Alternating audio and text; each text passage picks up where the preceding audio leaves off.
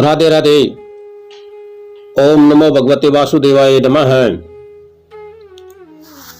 श्री शुकवाच प्रश्नेस्तुः पत्नी स्वीतुः सावत्री व्याहतिम त्रियम अग्निहोत्रम पशुम सोमम चातुर्मास्यम महामखान है।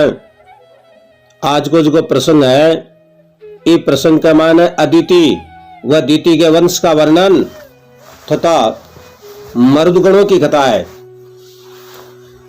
हे राजा, सविता की पत्नी प्रश्नि के 8 पुत्र हुए। एक को नाम सावित्री, दूसरा को व्याति, तीसरा को त्री और चौथा को अग्निहोत्र, पांचवा को पशु और छठवां को सोम, सातवां को चातुर्मास और 8वां को पंच महायज्ञ।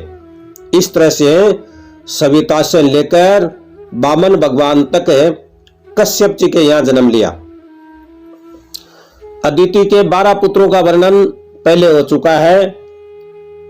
विवस्वान, अर्यमा, पुखा, त्वष्टा, स्विता, भग, दाता, विदाता, वरुण, मित्र, इंद्र, वामन। त्वष्टा के विश्व रूप को इंद्र ने मार दिया और त्वष्टा का दूसरा पुत्र ही वृत्रासुर था, जो पूर्व जन्म में चित्रकेतु था। अदिति के 8 पुत्रों के अनेक पुत्र और पुत्रियां हुई, जिनका जिक्र पहले हो चुका है। यह है अदिति का वंश हुआ। अब कश्यप जी की दूसरी स्त्री दिति के वंश का वर्णन सुनो, जिसमें भगवान के भगत प्रहलाद व बलि हुए। दिति के 2 पुत्र हुए, हिरण्यकश्यपु और हिरण्याक्ष, जो बड़े वीर थे। हिरण्यकश्यपु के प्रहलाद, प्रहलाद के विरोचन, विरोचन के बलि, बलि के बाणासुर आदि तेजस्वी पुत्र हुए। इनके बाद दिति के 49 मरुद हुए, जो मरुदगण के नाम से प्रसिद्ध हैं।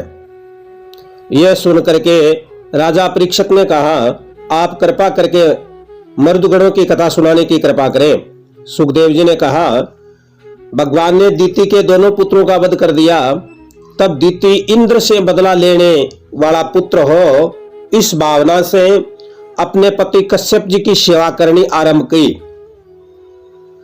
दिति की सेवा से प्रसन्न होकर कश्यप जी ने दिति से कहा, ए बामारू, इच्छा अनुसार वर मांगो। दिति ने कहा, आप मुझे एक ऐसा पुत्र दो जो इंद्र को मारकर अमरत्व प्राप्त कर ले।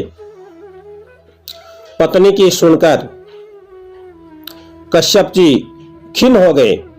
फिर विचार कर दिति से कहा, तुम 1 वर्ष तक पुंसवन व्रत करो तो आपकी इच्छा पूर्ण हो जाएगी।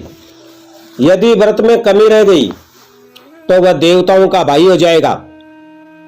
दिति ने कहा, व्रत के नियम क्या हैं, बताने की कृपा करें। कश्यप जी ने कहा, व्रत के नियम बताता हूं, सुनो। किसी को गाली, कटु वचन, दुख, शाप आदि मत देना, क्रोध मत करना, नख रोम मत काटना, जूठा मत खाना, संध्या समय सोना मत, अपवित्र नहीं रहना, पति की सेवा शुश्रूषा करते रहना। ये 7 नियम है। इनका पालन करने से इच्छित संतान प्राप्त हो जाएगी। दिति ने पति की आज्ञा अनुसार व्रत विधि विधान से आरंभ कर दिया। समय निकट आता गया। इंद्र को इस बात का पता चला, तब वह मौका देखता हुआ ब्रह्मचारी के वेश में आकर दिति की सेवा करने लगा। समय ज्यों-ज्यों निकट आता गया, इंद्र के चिंता होने लगी। विधि का विधान विचित्र है। एक दिन दिति झूठे मुंह सो गई। इंद्र मौका देकर योग विद्या द्वारा श्वास के साथ दिति के गर्भ में चला गया तथा उस गर्भ को नष्ट करने लगा। गर्भ के 7 टुकड़े कर दिए। इतने पर भी वह गर्भ नहीं मरा। तब 7 के 7 टुकड़े और कर दिए।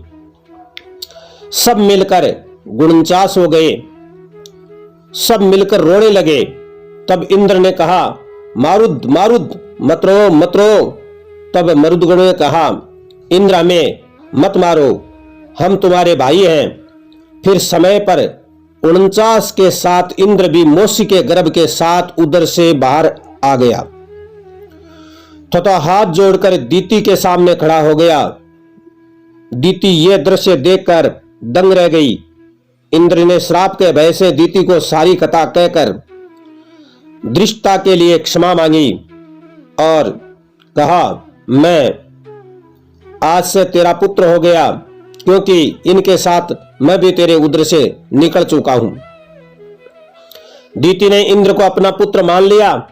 इंद्र मरुदगणों के साथ स्वर्ग में चला गया। मरुदगण देवता हो गए। जो इसे सुनता है उसकी इच्छा पूर्ण होती है। बोले श्री कृष्णचंद्र भगवान की जय।